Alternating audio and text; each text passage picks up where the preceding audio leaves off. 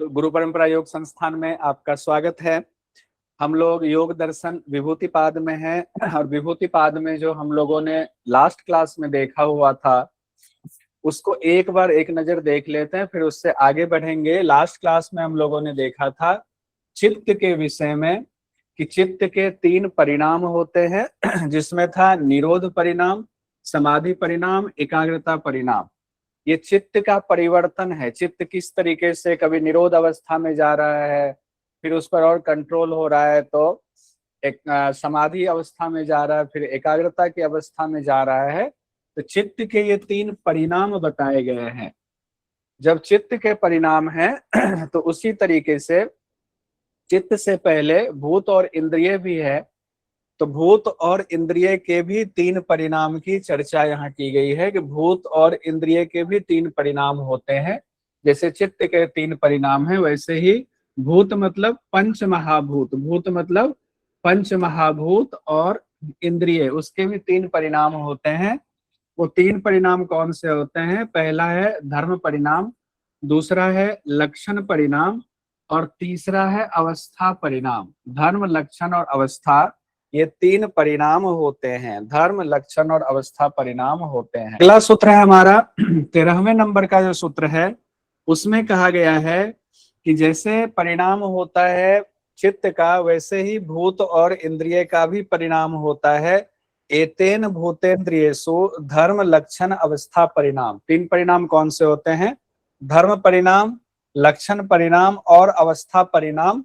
ये 3 परिणाम किसके होते हैं? भूत और इंद्रिय के ये 3 परिणाम होते हैं। भूत और इंद्रिय के ये 3 परिणाम होते हैं, धर्म, लक्षण और अवस्था परिणाम। तो इसको हमें याद रखना है। तो धर्म, लक्षण और अवस्था परिणाम क्या है, इसको उदाहरण से हम समझते हैं। किसके लिए बात हो रही है? भूत और इंद्रिय के लिए बात हो रही है। भूत यानी पंच महाभूत जो 5 महाभूत होते हैं, और जो इंद्रिय है वो भी 3 अवस्था में, उसमें भी 3 परिवर्तन होता रहता है। धर्म परिवर्तन सबसे पहले देखते हैं। धर्म परिवर्तन क्या है? तो जैसे मान लीजिए नेत्र इंद्रिया है, एक इंद्रिय को हम लेते हैं, एक इंद्रिय लेते हैं नेत्र इंद्रिय। तो नेत्र इंद्रिय का अगर उदाहरण ले, आप सब लोग अपने से कनेक्ट कीजिएगा तो आसानी से समझ में आएगा। तो आंख का धर्म है दर्शन करना, आंख का धर्म है दर्शन करना। आंख दर्शन करता है मतलब देखना, दर्शन करना मतलब देखना। लेकिन जब मान लीजिए आपकी आंखें बंद हैं तो उसमें क्या दर्शन करने का धर्म नहीं है? धर्म है, लेकिन वो धर्म अप्रकट है। जैसे मान लीजिए अभी आप आंख बंद कर ले तो आपको कुछ नहीं दिखाई दे रहा है, इसका मतलब ये नहीं है कि ये जो इंद्रिय है इसका धर्म खत्म हो गया है। धर्म है लेकिन धर्म क्या है? अप्रकट है। जैसे ही आप आंख खोलेंगे वैसे ही, जैसे ही आंख खोलेंगे वैसे ही जो देखने वाला धर्म है वो शुरू हो जाएगा। आपके आंख खोलते ही देखने वाला धर्म शुरू हो जाएगा। तो आंख का खुलना दर्शन धर्म है, यही धर्म परिवर्तन है। धर्म परिवर्तन, परिवर्तन मतलब पहले आंख बंद था, अप्रकट था, आंख खुल गया तो अब उसमें परिवर्तन हो गया। वो हो गया दर्शन का, उसका आंख इंद्रिय का यानी नेत्र इंद्रिय का धर्म परिवर्तन हो गया। यानी पहले से जो चीजें थी उससे उसका धर्म बदल गया। अभी आंख बंद है, नहीं देख रहा है, एक धर्म है आंख का। आंख खुला, आंख ने देखना शुरू किया, ये आंख का दूसरा धर्म हो गया। उसी को धर्म परिवर्तन कहा गया है। उसके बाद दूसरा है लक्षण परिणाम। दूसरा हम लोगों ने देखा लक्षण परिणाम है भूत और इंद्रिय का। लक्षण परिणाम का क्या अर्थ होता है? धर्म की बात करें तो जब अप्रकट है तब वह दर्शन धर्म का अनागत लक्षण है। लक्षण में भी 3 बातें कही गई हैं। लक्षण में 3 बातें कही गई है अनागत लक्षण, वर्तमान लक्षण और अतीत लक्षण। यानी आंख इंद्रिय को ही अगर जोड़ कर देखें, नेत्र इंद्रिय को ही जोड़ कर देखें तो उसमें 3 लक्षण प्रकट हो रहे हैं। कैसे 3 लक्षण प्रकट हो रहे हैं? जैसे कि मान लिया आंख बंद है तो अनागत हो गया, यानी उसका धर्म अभी आया हुआ नहीं है, तो अनागत उसके लिए शब्द आया हुआ है। और जब आप देख रहे होते हैं किसी चीज को, आपकी इंद्रियां देख रही होती हैं, तो वर्तमान लक्षण हो गया, धर्म का ही लक्षण है। धर्म का ही लक्षण है, तो वर्तमान लक्षण हो गया। और जब आप दर्शन कर चुके, किसी चीज को देख चुके, तो वो अतीत लक्षण है। अतीत मतलब जो बीत गया हुआ है, जो कार्य हमने कर लिया है, उसको अतीत लक्षण कहते हैं। ये तीनों हो गया लक्षण परिणाम में। यानी लक्षण परिणाम तीन अवस्था वाला होता है। लक्षण परिणाम तीन अवस्था वाला होता है। फिर अगला है हमारा अवस्था परिणाम। अगला है अवस्था परिणाम। कौन किसका हम तीन परिणाम पढ़ रहे हैं? भूत और इंद्रिय के तीन परिणाम हम पढ़ रहे हैं। भूत और इंद्रिय के तीन परिणाम की बात हो रही है। लक्षण भी देख लिया। पहले तो हम लोगों ने देख लिया कि उसमें किस तरीके से धर्म परिवर्तन होता है। फिर हम लोगों ने देखा कि लक्षण परिवर्तन है। अब अवस्था परिवर्तन तीसरा है। देखिए, जब धर्म के लक्षण में अनेक परिवर्तन हो रहे हैं तो उसी को अवस्था परिणाम कहा गया। एक ही चीज में बहुत सारी चीजें हो रही हैं, उसी को अलग अलग नाम से व्याख्या दिया गया है गुण के हिसाब से। यानी जब आंख का जो धर्म है, उस धर्म के लक्षण में अनेक परिवर्तन हो रहे हैं। कौन से परिवर्तन हो रहे हैं? अनागत परिवर्तन, वर्तमान और अतीत परिवर्तन। उसी के लिए एक शब्द आया हुआ है कि अवस्था बदल रही है, तो ये अवस्था परिणाम हो गया। आंख बंद है, अनागत, आंख देख रहा है वर्तमान लक्षण, आंख ने देख लिया अतीत लक्षण। तो इस आंख के धर्म में जो परिवर्तन हुआ, जो अवस्थाएं आई, उसी को अवस्था परिणाम कहा गया है। अब यहाँ पर दो चीजें जो आने वाली है उसको पहले देख लीजिए। हम लोगों ने कहा आंख, हम लोगों ने कहा आंख, और आंख के धर्म है, आंख के धर्म है देखना। अब उसी धर्म के हिसाब से हम लोगों ने तीन चीजें ऊपर देखा हुआ है। धर्म परिवर्तन, लक्षण परिवर्तन, धर्म परिणाम, लक्षण परिणाम और अवस्था परिणाम देखा है। तो आंख का धर्म है देखना, तो आंख के लिए एक शब्द इस्तेमाल यहाँ किया जाएगा, जो शब्द होगा धर्मी। इसको यहाँ आंख को कहा जाएगा धर्मी। ये आपको परेशान करेगा आगे, धर्मी क्या है, धर्म क्या है, इसलिए मैंने यहाँ पहले बता दिया। यानी आंख को धर्मी कहा जाएगा। उसी तरह सिर्फ आंख को ही क्यों, आपके नाक को भी धर्मी कहा जाएगा। और नाक के धर्म है सूंघना, तो वो उसके धर्म हो जाएंगे, उसमें भी तीन परिवर्तन होगा। उसी तरह कान है तो कान धर्मी है, कान के तीन परिणाम हो गए। ये चीजें पहले देख ली, इसीलिए मैंने धर्म और धर्मी दोनों को पहले बता दिया, क्योंकि अगला जो हमारा सूत्र आने वाला है उसमें धर्म धर्मी आता है। हर बार इसको लेकर के बहुत कंफ्यूजन होती है, धर्मी क्या है, धर्मी के धर्म, धर्मी के धर्म। अब पहले ये सब चीजें बचपन से हमने पढ़ा नहीं है, धर्मी और धर्म हमारे लिए नया लगता है, और नया लगने की वजह से मामला खराब होता है। तो हमने कहा हर बार थोड़ा कुछ चेंज करते हैं।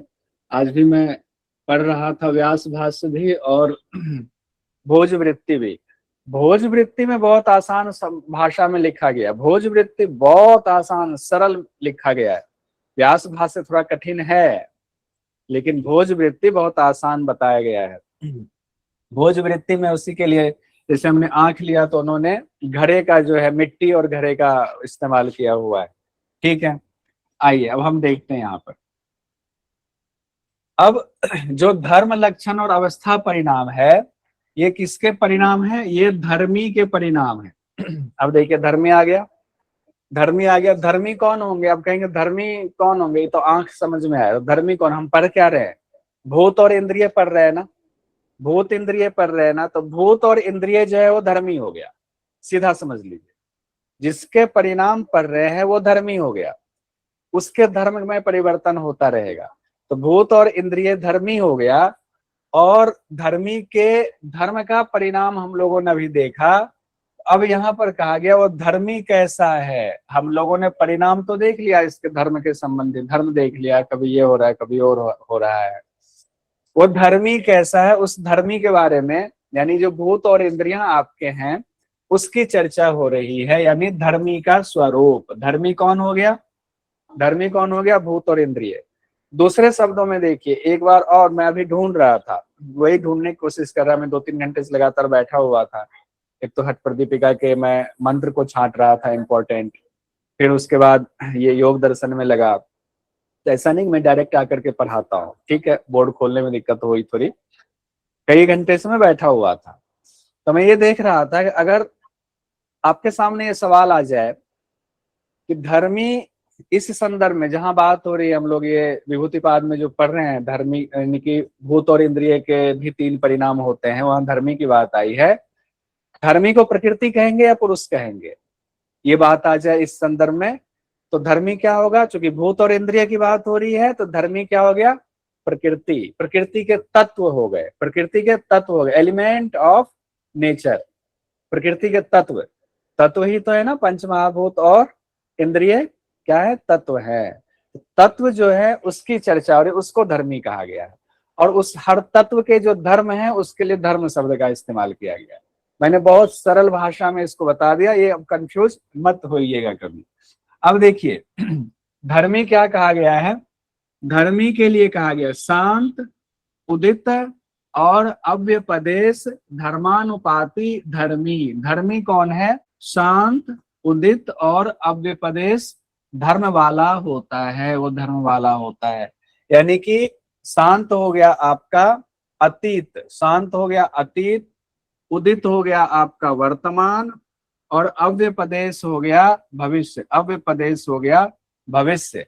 यानी कि जो भूत में, वर्तमान में और भविष्य का जो धर्म है, ऐसा व्यक्ति, मान लीजिए मेरा जो अतीत है, भूत पीछे का रहा है, जो मेरा अभी वर्तमान में मैं पढ़ा रहा हूँ, और भविष्य में मैं आगे 1 घंटे बाद पढ़ाने वाला हूँ, हठ प्रदीपिका, ये मैं तीनों मेरा धर्म रहा। तो धर्मों में जो व्याप्त रहता है वह धर्मी है। तो मैं तो तीनों में व्याप्त हूँ। जो कल मैंने पढ़ाया योग दर्शन का, उसमें भी मैं व्याप्त था। अभी जो पढ़ा रहा हूँ वर्तमान में, उसमें भी मैं व्याप्त हूँ। और जो 1 घंटे बाद हम लोग हठ प्रदीपिका पढ़ेंगे, उसमें भी मैं व्याप्त रहूंगा, यानी मैं रहूंगा। तो मैं धर्मी तीनों ही धर्म में व्याप्त हूँ। किसमें? भूत में, वर्तमान में और भविष्य के धर्मों में जो व्याप्त रहता है वो धर्मी है। अब यहाँ पर शांत के लिए अतीत हो गया, उदित के लिए वर्तमान कहा गया है, अव्यपदेश के लिए भविष्य कहा गया है। यानी ये तीनों धर्मों में धर्मी एक ही है, मैं एक ही हूँ। मैंने कल भी पढ़ाया, अभी भी पढ़ा रहा हूँ, बाद में भी पढ़ाऊंगा। तो धर्मी नहीं बदलता, जो तीनों ही अवस्था में व्याप्त रहता है वो धर्मी हो गया। अब आगे धर्मी देखिए, अव्यपदेश हो गया अनागत, धर्मानुपाती यानी धर्मों में वर्तमान रखने वाला पदार्थ धर्मी है। ठीक है, सरल भाषा में जिसमें परिवर्तन नहीं होता, मुझ में कोई परिवर्तन नहीं हुआ है। मेरे धर्म में परिवर्तन हुआ कि कल हमने स्पेशल क्लास लिया, आज हम योग दर्शन के विभूतिपाद की क्लास ले रहे हैं, कुछ अलग मंत्र पढ़ा रहे हैं। 1 घंटे बाद हमारा धर्म थोड़ा बदल जाएगा। हमारा धर्म बदल रहा है, मैं नहीं बदल रहा, मैं नहीं बदल रहा। अब आगे कहा गया है, अगले सूत्र में महर्षि पतंजलि कह रहे हैं, क्रम अन्वयत्वम परिणाम अन्यत्वे हेतु।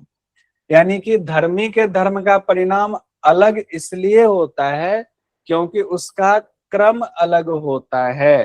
क्रम, अब मान लीजिए आप कहेंगे कि आप धर्मी हो तो आपके धर्म का परिणाम अलग क्यों हो रहा है? परिणाम एक ही होना चाहिए। कैसे परिणाम एक होगा?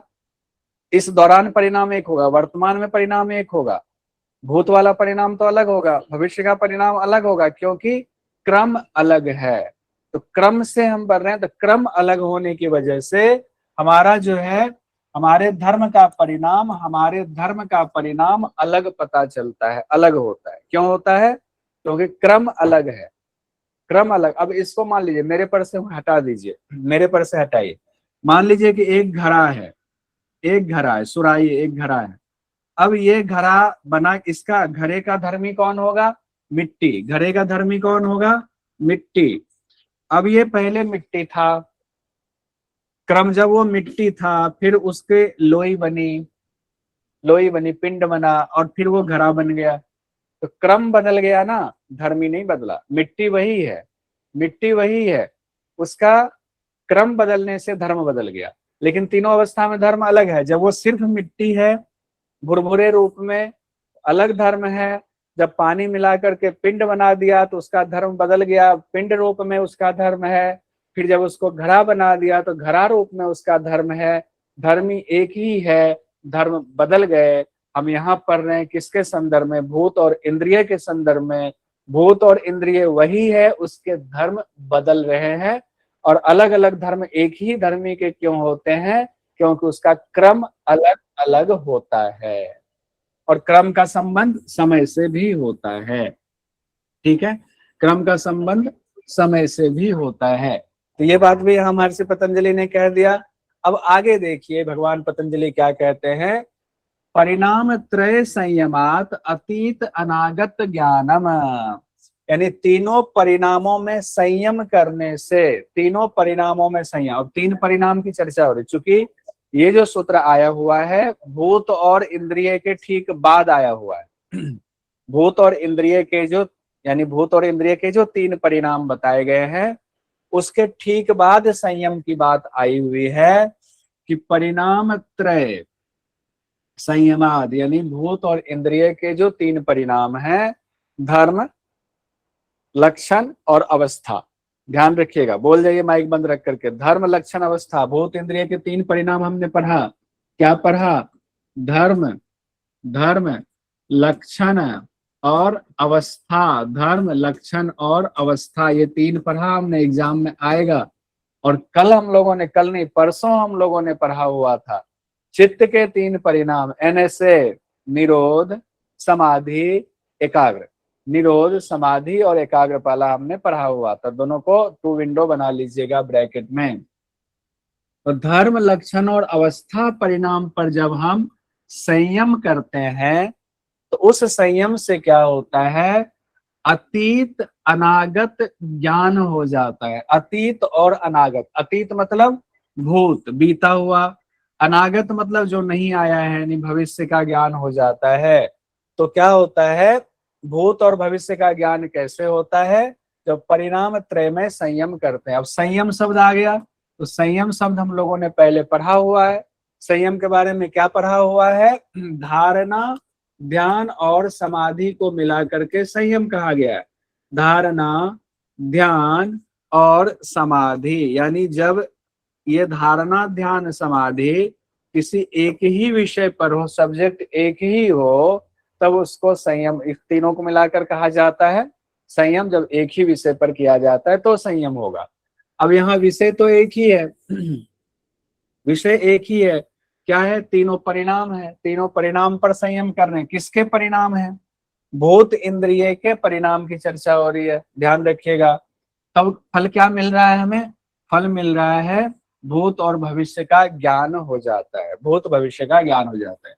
अब बहुत सारे मंत्र आपको ऐसे आएंगे जो हम फटाफट बढ़ेंगे, उसमें हम रुकेंगे नहीं, क्योंकि अब संयम की बातें होंगी बहुत सारी, तो संयम में रुकने की जरूरत नहीं है, फटाफट फटाफट करते जाना है। ठीक है, अब देखिए एक आते हैं यहाँ पर। यहाँ क्या कहा जा रहा है, 17वें सूत्र में महर्षि पतंजलि क्या कह रहे हैं विभूतिपाद में, शब्द अर्थ प्रत्ययानाम इतर इतर अध्यासात शंकरस्तत प्रविभाग संयमाद सर्वभूत रुत ज्ञानम, सर्वभूत रुत ज्ञानम। अब यहाँ भी संयम की बात आ गई है, संयम की बात आई है।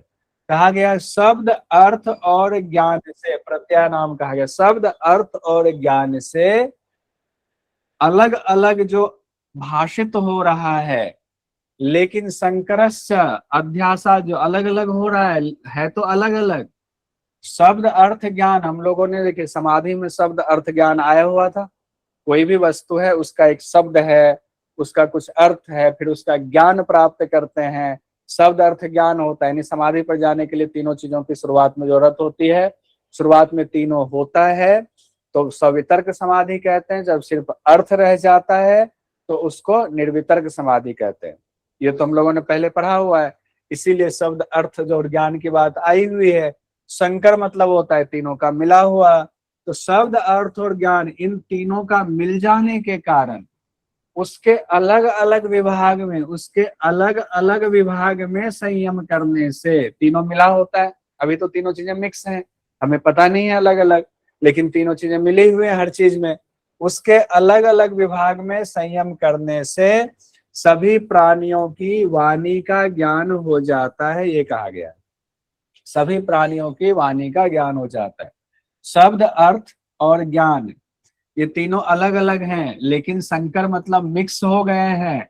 तो मिक्स होने के कारण, मिल जाने के कारण, जब उसके अलग अलग विभाग मतलब शब्द, शब्द, अर्थ और ज्ञान, तीनों में अलग अलग जब हम संयम करते हैं, तब प्राणियों के, सभी प्राणियों की वाणी का ज्ञान हो जाता है। सभी प्राणियों की, यानी कि अगर आपने गाय पे कर लिया शब्द अर्थ ज्ञान से, तो गाय की भी भाषा आप समझने लगेंगे, गाय क्या कहना चाह रही है। कुत्ते पर कर लिया तो कुत्ते की भाषा आप समझने लगेंगे, पक्षी पर कर लिया पक्षी की भाषा समझने लग जाएंगे। लेकिन ये ज्ञान मुझे नहीं है, गुरु के पास जाकर के मिलेगा। मैं तो शिक्षक हूँ, जो लिखा है वो आपको बता रहा हूँ। अब आगे देखिए, अब ये संयम की सारी बातें हो रही है, संयम को ध्यान रखिएगा। अच्छा, एक चीज और आप लोग कोशिश कीजिएगा।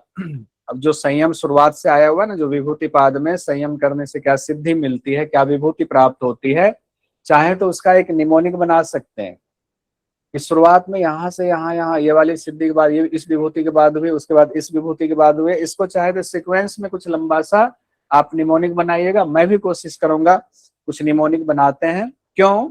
क्योंकि क्वेश्चन इस बार भी पूछा गया था, पहले भी पूछा जाता है। आपके सामने सूत्र दे दिया कि कौन सा सूत्र पहले आएगा, कौन सा सूत्र बाद में आएगा, सीक्वेंस में सजाइए। अगर आप विभूति पाद का एक सीक्वेंस बना लें, किस पर संयम किया तो क्या क्या फल प्राप्त करने, किस पर विभूति पहले और किस पर बाद में मिल रही है, ये निमोनिक बन जाए तो आपको वहां पर आसानी होगी। 4 दे दिया, आप आसानी सीक्वेंस लगा देंगे। अच्छा, इस पर पहले संयम किया गया था, इस पर बाद में किया गया था, इस पर बाद में किया गया, तो उसको भी हम लोग थोड़ा उस नजरिए से भी पढ़ेंगे। क्योंकि सिर्फ पढ़ लेना समझ लेना काफी नहीं, एग्जाम की दृष्टि से भी हमें तैयार होना है। 18वां सूत्र है, संस्कार साक्षात करनात पूर्व जाति ज्ञानम। संस्कार साक्षात करनात पूर्व जाति ज्ञानम, यानी संस्कारों पर संयम करने से, संस्कारों पर संयम करने से पूर्व जन्म का ज्ञान हो जाता है। संस्कारों पर संयम करने से पूर्व जन्म का ज्ञान हो जाता है। अगर हम अपने संस्कारों पर ही संयम करें, हमारे संस्कार ऐसे हैं तो क्यों हैं, हमें पूर्व जन्म का ज्ञान हो जाएगा। क्या होगा? हमें पूर्व जन्म का ज्ञान हो जाएगा। इन्हीं का हैंडरेस तो नहीं है, एक अंजलि जी का हैंडरेस है। पूछिए अंजलि जी। सर मैं ये पूछ रही थी कि जो धर्म है उसको सर हम गुण कह सकते हैं क्या? हाँ, विशेष गुण कह सकते हैं, बिल्कुल। शक्ति कह सकते हैं, गुण कह सकते हैं। बहुत बढ़िया, बहुत अच्छा सवाल पूछा आपने। और ये बात लिखा हुआ है, भोजवृत्ति में लिखा हुआ है। जो धर्मी है, मतलब आंख धर्मी है, तो शक्ति है, वही धर्म है। क्लियर? जी सर। ठीक है, बहुत बढ़िया। कई बार एक सवाल से कई लोगों को फायदा हो जाता है। बहुत बढ़िया, अच्छा पूछा। अब यहाँ बात हो रही है, संस्कारों का साक्षात करने से पूर्व जन्म का ज्ञान होगा। साक्षात से तात्पर्य यहाँ भी संयम से ही बात हो रही है, यहाँ ही संयम से बात हो रही है, यानी धारणा ध्यान समाधि। अगर हम अपने ही संस्कारों पर धारणा ध्यान समाधि लगाएं तो हमें अपने ही पूर्व जन्म का ज्ञान हो जाएगा। ठीक है, संस्कारों पर संयम करने से पूर्व जन्म का ज्ञान हो जाएगा। आगे देखते हैं। अब देखिए, एक क्वेश्चन पूछा गया, निम्नलिखित में से कौन सा पूर्व जीवन का ज्ञान देने में सक्षम है? कौन सा पूर्व जीवन का ज्ञान देने में सक्षम है? कुर्म नारी पर संयम, सूर्य पर संयम, संस्कार पर संयम, काय रूप संयम। ऐसे क्वेश्चन पूछे गए हैं, तो उसी क्वेश्चन की यहाँ चर्चा हो रही है। तो क्या होगा? इस पर आएगा संस्कार संयम। संस्कार पर संयम करने से क्या हुआ है? कौन सा पूर्व जन्म का ज्ञान हो गया हुआ है। क्वेश्चन ऐसे पूछा जाता है, एकदम आसान सा सवाल पूछा जाता है। तो तैयार रहेंगे हम, तभी आसान सवाल भी हमें आ पाएगा। तैयार नहीं रहेंगे तो नहीं आ पाएगा। अगला देखिए, अब चूंकि विभूति की चर्चा हो रही तो बहुत ज्यादा रुकने की जरूरत नहीं है, सिंपल सिंपल लेते जाइए। आप कहेंगे उसको समझाइए, क्या ही समझाना, आप गुरु ढूंढिए, अभ्यास कीजिए, साक्षात कर लीजिए, आपको मिल जाएगा। जो मैंने खुद ही साक्षात नहीं किया हुआ तो उसके गुण रहस्य को क्या ही बता पाऊंगा। आसान नहीं है बताना, पढ़ा लेना आसान है, गूढ़ मर्म को वही बता सकते हैं जिन्होंने उसको साक्षात किया है, जो उस रास्ते पर बढ़ चुके हैं और उन्होंने उसको आत्मसात किया हुआ है। अगला है 19वें नंबर का सूत्र है, प्रत्ययस्य परिचित ज्ञानम। प्रत्ययस्य परिचित ज्ञानम, दूसरे के चित्त का साक्षात्कार कर लेने से उसके चित्त का ज्ञान हो जाता है, ऐसा लिखा हुआ है। ऐसा हालांकि योगियों को जरूरत नहीं पड़ती, दूसरे के चित्त को जानने की जरूरत नहीं पड़ती है उनको, लेकिन लिखा हुआ कि उतनी क्षमता होती है। अगर आप चाहें तो दूसरे के चित्त का अगर आप साक्षात्कार कर लें, संयम कर लें, तो उसके चित्त का ज्ञान हो जाता है। लेकिन योगियों का ये काम नहीं है। अब उसी बात को दोहराते हुए आगे 20वें में कहा गया है, 20वें सूत्र में विभूतिपाद के, न च तत्सालंबनम तस्य विषयी भूतत्वात्, न च तत्सालंबनम तस्य विषयी भूतत्वात्। यानी दूसरे के चित्त का ज्ञान तो होता है, दूसरे के चित्त का ज्ञान होता है, बहुत अच्छा चित्त है इनका, बहुत सात्विक चित्त है, या बहुत जो है तामसिक चित्त है, या बहुत राजसिक चित्त है। लेकिन उनके चित्त में क्या विषय चल रहे हैं, वो क्या सोच रहा है, ये योगी के चित्त का विषय नहीं है, योगी के साधना का विषय नहीं है। कहा गया दूसरे के चित्त का ज्ञान तो होता है, लेकिन दूसरे का चित्त किस विषय पर है, इसके ज्ञान की उनको जरूरत नहीं होती है, वो नहीं लेते हैं ज्ञान। तो दूसरे के चित्त का जो आलंबन है वह योगी के संयम का विषय होता ही नहीं है, होता ही नहीं। हालांकि ऐसा कर सकते हैं लेकिन वो नहीं होता है। फिर योगी किस बात का? अगर हमारे मन में ये रहे कि मेरे बारे में अभी कौन लोग क्या सोच रहे हैं, मेरा सारा ध्यान इसी पर रहे, मैं ध्यान लगा करके यही सोचता रहूंगा, चलो मैं अभी हरीश जी बैठे हुए, मैं हरीश जी के अंदर उनका चित्त देखने की कोशिश करता हूँ, उनके चित्त में क्या विषय चल रहा है मेरे बारे में, तो हम कहाँ से योगी हुए? हम तो भोगी हो गए। हमें हरीश जी से क्या लेना देना है, हमें तो अपने चित्त से लेना, उसको स्थिर करना है। इसीलिए बात कही गई है सावधान करते हुए कि आप समझिए कि योगी कौन होते हैं। तो योगी के चित्त का विषय दूसरे के चित्त में क्या चल रहा है ये जानना नहीं होता है। आगे 21वें सूत्र में महर्षि पतंजलि कहते हैं विभूतिपाद में, अब यहाँ से बहुत इंपॉर्टेंट है, कई और इंपॉर्टेंट चीजें आने वाली हैं जहां से क्वेश्चन पूछे जाते हैं। काय रूप संयमाद, काय मतलब देखिए, काय मतलब शरीर, काय मतलब शरीर हो गया, काय मतलब क्या है, शरीर है। तो शरीर के रूप में संयम करने से, शरीर के रूप में, अब मान लीजिए मेरा शरीर है, मैं अपने शरीर के रूप में संयम कर रहा हूं, तद ग्राह्य शक्ति, तद ग्राह्य शक्ति स्तंभे, तद ग्राह्य शक्ति स्तंभे, ग्राह्य शक्ति रुक जाती, स्तंभित हो जाती। समझिएगा, अभी आ जाएगा, पूरा क्लियर हो जाएगा।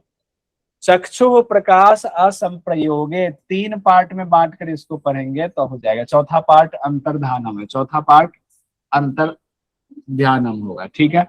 आइए यहाँ 3 पार्ट तोड़िए। काय रूप संयमाद, हम अपने शरीर के रूप, शरीर और शरीर के रूप में संयम कर लिया, बिल्कुल इसको एकदम जान लिया। तद ग्राह्य शक्ति स्तंभे, तो ग्राह्य शक्ति को रोक दिया। किसका ग्राह्य शक्ति? चक्षु प्रकाश असंप्रयोगे, आंख, आंख से कोई चीज आप कैसे देखते हैं, किसी वस्तु पर प्रकाश पड़ती है, वही प्रकाश पलट करके जब हमारी आंखों पर आती है तब हम उस वस्तु को देख पाते हैं। साइंस है, भौतिकी में सब लोगों ने पढ़ा होगा, फिजिक्स में पढ़ा होगा लाइट के बारे में। तो कोई चीज, कोई सी वस्तु से जब प्रकाश टकरा करके हमारे आंखों पर आती है तब हम उस वस्तु को देख पाते हैं। अंधेरा हो, अंधेरे कमरे में कोई भी प्रकाश जाती है और लौट कर नहीं आती तो हमें कुछ नहीं दिखता है। कहा गया चक्षु प्रकाश असंप्रयोगे, जब आंख और प्रकाश का असंप्रयोगे मतलब संबंध खत्म हो जाता है, संबंध खत्म हो जाता है तो योगी अंतर्ध्यान हो जाता है। यानी योगी ने क्या किया, अपने ही शरीर पर, अपने रूप पर ऐसा संयम किया कि उसका जो प्रकाश से जो ग्राह्य शक्ति थी, यानी प्रकाश जो पड़ता था उसको स्तंभित कर दिया। अब प्रकाश पड़ेगा ही नहीं, प्रकाश पड़ेगा ही नहीं तो सामने वाला जो हमें देख रहा है उसके चक्षु पर वो प्रकाश जा ही नहीं पाएगा। उसके चक्षु और प्रकाश के बीच का संबंध असंप्रयोग हो गया, यानी कि कट गया, तो योगी अंतर्ध्यान हो गया, योगी अंतर्ध्यान हो गया। तो योगी पहले होता था ना गायब हो गया, योगी अंतर्ध्यान हो जाते थे, वही अंतर्ध्यान की बात हो रही है। शरीर के रूप में संयम कर लेने से, उसके रूप की ग्राह्य शक्ति रुक जाने से दूसरे की आंख के प्रकाश का संयोग नहीं होने पर योगी अंतर ध्यान हो जाता है, यानी दूसरों को दिखाई नहीं देता है। इसी को शब्दों में लिखा, पहले तोड़ तोड़ के पढ़ लिया। समझिए कि साइंस किस तरह से यहाँ काम कर रहा है, यौगिक साइंस यहाँ पर बताया गया। यौगिक साइंस ऐसा है, ऐसा नहीं कहा गया डायरेक्ट कि नहीं प्रकाश पड़ रहा है तो भी कोई दिखाई नहीं देगा। कहा प्रकाश का संबंध ही तोड़ देंगे, प्रकाश का संबंध, प्रकाश पड़ने ही नहीं देंगे। ऐसा कंट्रोल शरीर को कर लिया कि प्रकाश इस पर पड़े ही ना, प्रकाश पड़ेगा नहीं, पलट के उसकी आंखों में जाएगा नहीं, तो उसके आंख और प्रकाश के बीच का भी संबंध खत्म। अब यहाँ पर जो हम लोग पढ़ते हैं कि योग दर्शन में 196 सूत्र की भी बात आती है। वैसे तो एग्जाम की दृष्टि से 195 सूत्र ही हम लोग पढ़ेंगे, लेकिन कई बार चूंकि आप मास्टर के स्टूडेंट हैं तो कई बार आपके लिए सवाल आ सकता है कि 196 सूत्र की भी बात आती है। तो ये ध्यान रखिए, यहाँ पर 196वां सूत्र भी हम लोग देख लेते हैं, जो कि आपको वीकेएस अयंगर जी की किताब में मिलता है। उसके साथ ही आपको और भी कई योग संस्थान हैं जिनके योग गुरुओं ने किताबें लिखी है। शिवानंद आश्रम में भी किताब है, वहां पर भी एक किताब मैंने देखी थी। तो 196वां सूत्र जो है वो विभूति पाद में ही है, वो सूत्र जो अंतर ध्यान के ठीक बाद वाला सूत्र है, जिसको 22वें नंबर का 196 जिन्होंने दिया उन्होंने इसको 22वें नंबर का सूत्र माना है। एतेन शब्द आदि अंतर्धानम उक्तम, एतेन शब्द आदि अंतर्धानम उक्तम। इसमें कहा गया है इसी प्रकार वह योगी शब्द आदि आणविक संरचना पर भी कंट्रोल कर लेता है, उसको भी वश में कर लेता है, तो किसी को सुनाई नहीं देगा। वो आपस में योगी बात करेंगे, हमें सुनाई नहीं देगा। एक तो हमें दिखाई भी नहीं दे रहे हैं। अब मान लिया हिमालय में पहुंच गए, देखे लोग बहुत सारे आ रहे हैं, योगी लोग अंतर ध्यान हो जाएंगे, आपस में बात करेंगे, लेकिन हमें सुनाई नहीं देगा, हमें दिखाई नहीं देगा। वो शक्ति उनके अंदर है। तो ये एक्स्ट्रा वाला जो सूत्र है वो ये वाला सूत्र है। खैर इस पर ज्यादा रुकेंगे नहीं, आगे बढ़ेंगे हम लोग अपने रो में बढ़ रहे हैं 195 के हिसाब से, उसको देखते हैं। अगला, ये सब चीजें माननी चाहिए कि ऐसा हो सकता है, तब मत मानिए जब कर लीजिए, ना हो तब मत मानिए। बिना किए हुए किसी को भी इस दिव्य शक्ति को नकारना नहीं चाहिए। अब ये भी बहुत इंपॉर्टेंट है, यहां से भी सवाल पूछा जाता है। सोपक्रमम निरूपक्रमम च कर्म तत् संयमाद अपरांत ज्ञानम अरिष्टेभ्यः वा, अरिष्टेभ्यः वा। अब यहाँ पर देखिए एक शब्द आया हुआ है सोपक्रम। सोपक्रम क्या होता है? शीघ्र दल फल देने वाला कर्म है। ये जो सोपक्रम और निरूपक्रम है ना, ये कर्म के भेद बताए, कर्म के भेद ध्यान रखिएगा। सोपक्रम निरूपक्रम क्या है? कर्म है। ये सोपक्रम ऐसा कर्म है जिसका फल तुरंत प्राप्त हो जाता है आपको। निरूपक्रम ऐसा है जिसका फल बाद में प्राप्त होता है, ऐसा कर्म है जिसका फल आपको बाद में प्राप्त होता है। अरिष्ट कहा गया है अनहोनी के चिन्ह से भी। तीन बातें कही गई, पहले इन तीनों शब्दों को देख लीजिए। उसके बाद क्या कहा जा रहा है? अपने कर्मों के फलों का जब हम संयम करते हैं, यानी कि सोपक्रम और निरूपक्रम पर जब हम संयम करते हैं कि कौन से हमें फल प्राप्त हो रहे हैं, कौन से फल प्राप्त होंगे, जब उस पर हम संयम कर लेते हैं तो हमें ये पता चल जाता है कि हमारे इतने कर्म बचे हुए हैं, इतने दिनों तक हम जिंदा रहेंगे, यानी कि मृत्यु का ज्ञान हो जाता है, कितना जीवन हमारा बचा हुआ है। कर्म जो हैं मिल रहे हैं, जो मिलने वाले हैं, यानी हमारा अकाउंट कितना बचा हुआ है वो पता चल जाता है। कर्म के फल पर जब संयम हम कर लेते हैं तो वो कौन से कर्म के फल, उसके लिए क्या शब्द इस्तेमाल किया गया है? सोपक्रम और निरूपक्रम इस्तेमाल किया गया। इससे मृत्यु का पता चलता है। तो एग्जाम में पूछा जाता है मृत्यु का पता कैसे चल जाता है, किस पर संयम करने से? सोपक्रम निरूपक्रम। एक बार क्वेश्चन पूछ दिया गया सोपक्रम निरूपक्रम क्या है, तो कर्म का फल है, कर्म से संबंधित है, ऐसे भी क्वेश्चन पूछा जाता है, ध्यान दीजिएगा। अब कहा गया उसके अलावे भी अरिष्टेभ्य, जो हमारे साथ कभी अनहोनी या अरिष्ट होता है, उससे भी, उसके अनहोनी के चिन्ह से भी योगियों को मृत्यु का ज्ञान हो जाता है। जैसे गांव में छोटे छोटे अनहोनी की चर्चा होती है ना, आप बैठे हुए हैं और ऊपर से गिरगिट है, वो गिर गया, आपके राइट कंधे पर गिरा, लेफ्ट कंधे पर गिरा तो गांव में बुजुर्ग लोग कहते कौन से कंधे, राइट तरफ गिरा तो ये अनहोनी, लेफ्ट तरफ गिरा तो ये वाला, ऐसा ऐसा बहुत सारा। जा रहे बिल्ली ने रास्ता काट दिया। अब लो, कह दिया बिल्ली ने रास्ता काटा, अब रुका हुआ है कि कोई दूसरा निकलेगा तब हम जाएंगे, तब तक रुकेगा। क्या हुआ? अरे कुछ नहीं कुछ नहीं, जाओ जाओ तुम भरो भरो। तो जैसे ही बढ़ा, अरे हम कुछ देख रहे थे वैसे थोड़ा भले ही बढ़े, बिल्ली ने रास्ता काटा, इसके ऊपर आ जाए सारा। वो जैसे ही बढ़ा ऐसे ही बढ़ा, अब उसको पता चल गया, अच्छा बिल्ली ने रास्ता काटा था, हमें बताया नहीं आपने, खुद रुके रहे और हमें आगे बढ़ा दिया। तो ये सब भी होता है, हालांकि आजकल की जनरेशन ये सब मानती नहीं है। तो गांव में जो प्रचलन रहा है उसको बताओ। बिल्ली वाला तो सब लोग जानते ही होंगे। आप कहीं जा रहे हैं, छींक किसी को आगे छींक कर मार दिया, अब वो बैठ जाता, आदमी जाता ही नहीं है। वो क्या है? यही सब अरिष्ट के चिन्ह है। कहा गया कुछ ऐसे अरिष्ट के चिन्ह होते हैं जिसको देख करके योगी मृत्यु का पता लगा लेते हैं। तो वो कौन से चिन्ह होते हैं उसकी चर्चा व्याख्या में कहीं दी होगी तो दी होगी, लेकिन ऐसे सूत्र में ये बात नहीं कहा गया कौन कौन से हैं। लेकिन इसमें 3 बात हो गया, सोपक्रम निरुपक्रम, इस पर संयम करेंगे तो मृत्यु का ज्ञान हो जाएगा। अरिष्ट पर अनहोनी के चिन्ह पर भी संयम करेंगे या उससे भी हमें क्या होता है? मृत्यु का ज्ञान हो जाता है। एक क्वेश्चन देखिए, सुंदर सा क्वेश्चन है दिसंबर 2019 का। सोपक्रम एवं निरुपक्रम कर्म में, कर्म देखिए, संयम करने पर किस ज्ञान की प्राप्ति होती है? किस ज्ञान की प्राप्ति होती है? कहा गया है किस ज्ञान की प्राप्ति होगी। तो कहा जा रहा है पूर्व जन्म, भविष्य भूत, मृत्यु और परिचित्त का। तो क्या होगा? मृत्यु का। किसका होगा? मृत्यु का होगा, मृत्यु का होगा। ठीक है, आइए आगे बढ़ते हैं। एक क्वेश्चन और है, देखिए ये फरवरी 23 का क्वेश्चन है, बहुत दूर का नहीं है। पातंजल योग सूत्र के अनुसार निरूप क्रम किसके प्रकार है? लीजिए, निरूप क्रम किसके प्रकार है? योग के प्रकार है, प्रत्याहार के प्रकार है, कर्म के प्रकार है, नियम के प्रकार है। आसानी से आप जवाब दे दोगे। किसके हैं? कर्म के प्रकार है, कर्म के प्रकार है। सभी लोगों का जवाब आ रहा है। आज स्क्रीन क्लियर है ना? आज स्क्रीन बहुत क्लियर है, साफ है ना? ठीक है।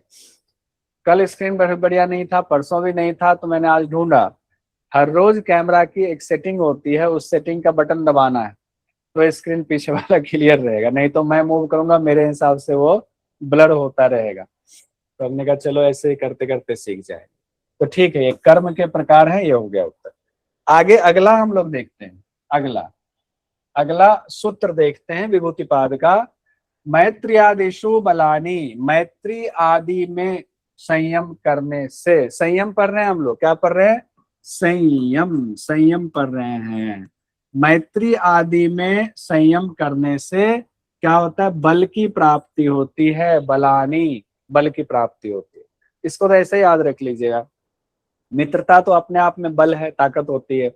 सच्चे मित्र हो तो आपको ताकत देता है। कहा गया मित्रता में संयम करे, यानी कि मैत्री आदिशु, सब आदिशु भी है, ध्यान रखिएगा। ऐसे मैत्री आदि जो पॉजिटिव चीजें हैं उसमें संयम करने से हमें क्या होता है? नहीं बोलना है सरिता जी। सरिता जी कुछ बोल रही क्या? कुछ बोल रही क्या सरिता? मैत्री आदि में संयम करने से बल की प्राप्ति होती है, दोस्ती से बल मिलता है, दोस्ती से बल मिलता है। बोलने से मना बिल्कुल नहीं करेंगे, बिल्कुल बोल लीजिएगा, हैंड रेज करके बोल दीजिएगा। बोलने के लिए अलग से समय दे देंगे ताकि लगे कि लाइव क्लास है। अब देखिए अगला कहा जा रहा है, अब हम जल्दी जल्दी इसलिए बढ़ रहे हैं, उस सूत्र पर जल्दी बढ़ रहे हैं जिसमें रुकने की जरूरत नहीं है। बलेसु हस्ती बलादीनी, बलेसु हस्ती बलादीनी, बलेसु मतलब बल हुआ, हस्ती मतलब हाथी हुआ, उस पर संयम करेंगे तो बल हो जाएगा। बला दिनी शब्द कहा गया है, तो हाथी आदि के बलों में संयम करने से। कहेंगे अरे बाप रे, अगर आपको लगे कि बड़ा दुबले पतले से हैं और हमें जो है कोई भी धमका के चला जाता है तो संयम कीजिए हाथी के बल पे, आपके अंदर भी हाथी जितनी ताकत आ जाएगी, हाथी आदि जितनी। शेर के उस पर संयम करेंगे ताकत पे तो शेर जितनी शक्ति हो जाएगी। कहा जा रहा, मैं थोड़ी कर रहा हूँ, हमारे से पतंजलि कह रहे हैं। हाथी आदि के बलों में संयम करने से हाथी आदि के समान बल प्राप्त हो जाते हैं। यानी जिसमें संयम करेंगे उसके जैसा बल प्राप्त हो जाए। अब आप सोच लीजिए कैसा बल प्राप्त करना है। ठीक है, अब यहाँ देखिए 25वें सूत्र में हम पहुंचते हैं विभूतिपाद में। प्रवृत्ति आलोक न्यासात, प्रवृत्ति आलोक न्यासात सूक्ष्म व्यवहित विप्रकृष्ट ज्ञानम, सूक्ष्म व्यवहित विप्रकृष्ट ज्ञानम, यानी कि प्रवृत्ति के आलोक में, प्रवृत्ति के आलोक में, प्रवृत्ति के प्रकाश को उसमें जब हम संयम करते हैं तब कहा गया है प्रवृत्ति के प्रकाश को जब हम सूक्ष्म आवरण युक्त और दूरस्थ वस्तुओं में लगाते हैं तो हमें कहा गया है उसका ज्ञान हो जाता है, छिपी हुई वस्तुओं का ज्ञान हो जाता है, आवरण युक्त वस्तुओं का ज्ञान हो जाता है, दूरस्थ वस्तुओं का ज्ञान हो जाता है। अब यहाँ क्या अर्थ हुआ इसका? प्रवृत्ति के प्रकाश को, यानी चित्त में जो सात्विक प्रकाश है आपका, सत्व वाला जो चित्त है, यानी अध्यात्म प्रसाद और वो स्थित, वो कौन सी बुद्धि हो गई? ऋतंभरा प्रज्ञा वाली जो बुद्धि वाली स्थिति है, जब वो वाला प्रकाश, उस अवस्था में आप अगर किसी सूक्ष्म चीज पर ध्यान लगा दें, उस प्रकाश को, उस बुद्धि को डाले, उस चित्त को डाले, तो उस सूक्ष्म चीज का पता चल जाएगा। अगर आप कोई चीज ढका हुआ है, छिपा हुआ है, सामान्य आंखों से नहीं दिख रहा है, लेकिन आपका सात्विक प्रकाश बहुत ऊंचा है, सत्व ही सत्व है, रजतम को आपने दबा रखा है, तब जब आप ध्यान लगाओगे तो छिपी हुई वस्तु भी मिल जाएगी। फिर दूरस्थ वस्तु, कोई चीज यहां से अमेरिका में है, सामान्य आदमी को पता नहीं चलेगा, आपके अंदर सत्व का प्रकाश भरा पड़ा है, उस अवस्था में जब आप ध्यान लगाओगे तो अमेरिका में बैठी चीजों का भी, दूरस्थ चीजों का भी ज्ञान हो जाएगा। अब देखिए होता है ना, ऑफिस जाने वाले लोग क्या कहते हैं, अरे अरे हमारा सॉक्स कहाँ है, सॉक्स कहाँ है, सॉक्स, अरे बनियान कहाँ रख दिया तुमने, बनियान, घर में बनियान भी नहीं मिलता है।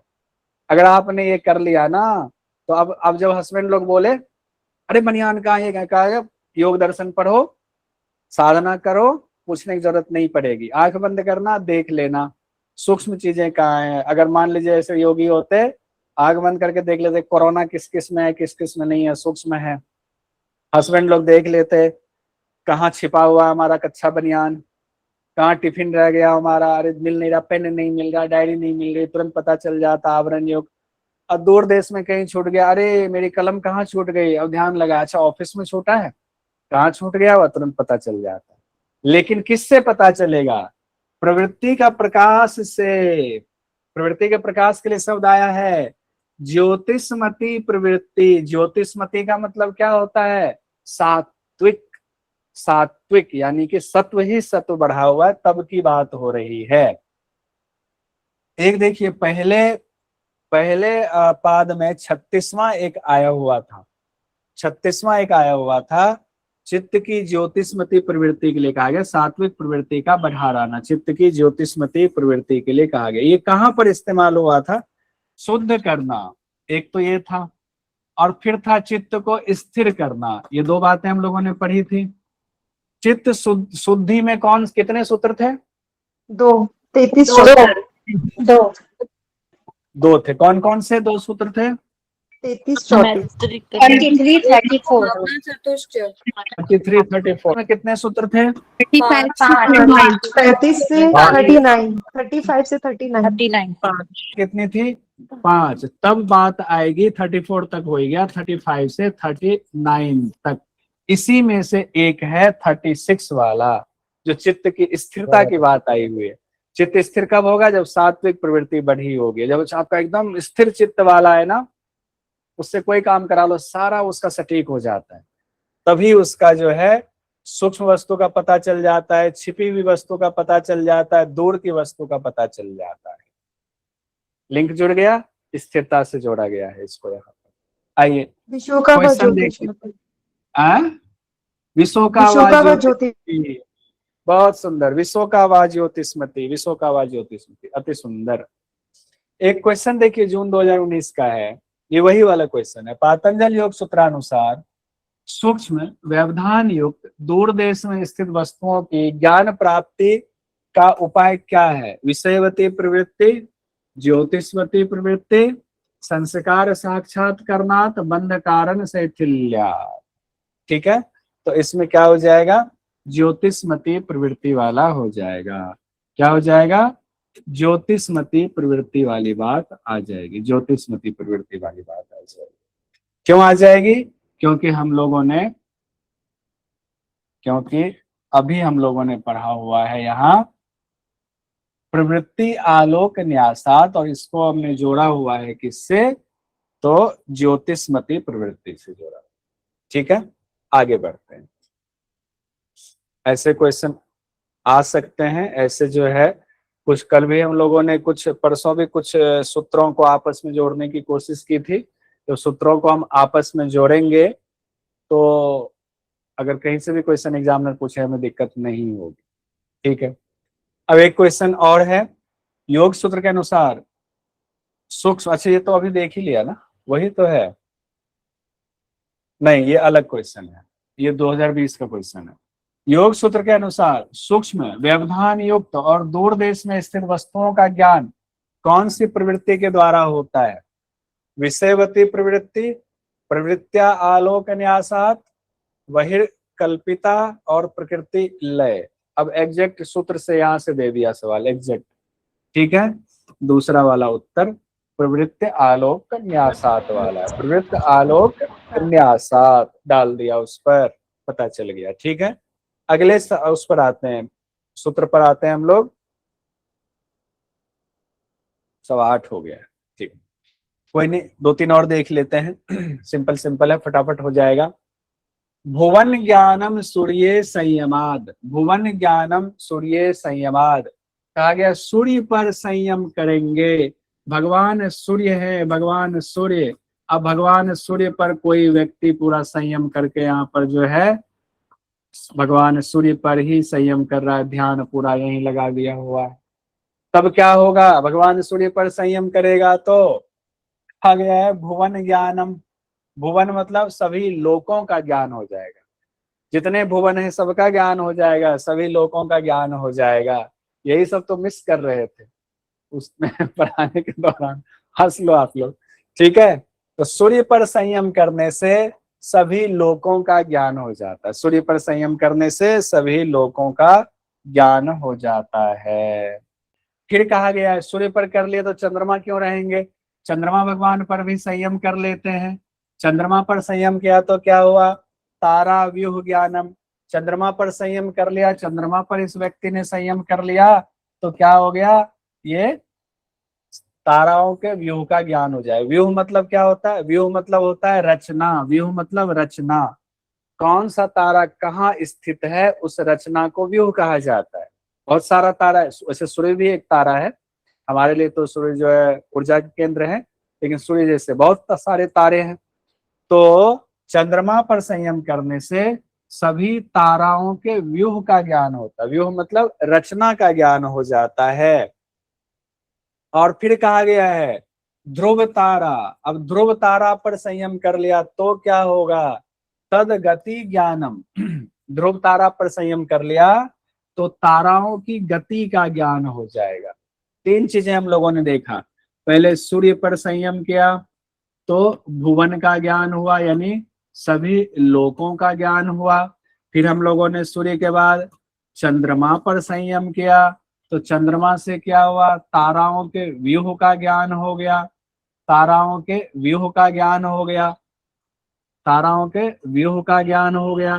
फिर हम लोगों ने ध्रुव तारा पर संयम किया, ध्रुव तारा बहुत चमकता है ना, ध्रुव तारा, जब ध्रुव तारा पर ज्ञान हमने संयम किया, धारणा ध्यान समाधि लगाया, तब ताराओं के जो व्यूह का ज्ञान हुआ था, अब ताराओं की गति का ज्ञान हो गया, ताराओं की गति का ज्ञान हो गया, गति का ज्ञान हो गया, ये हो गई। ठीक है, अगला देखिए, अब यहाँ तो इतनी बातें हो गई, सूर्य पर, चंद्रमा पर, ध्रुव तारा पर।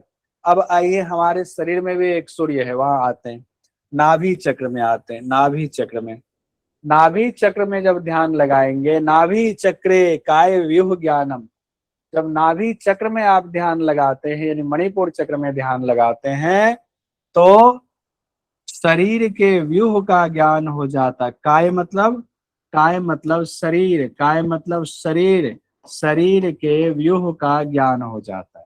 काय मतलब शरीर, शरीर की रचना का पूरा ज्ञान हो जाता है। किस पर संयम करने से?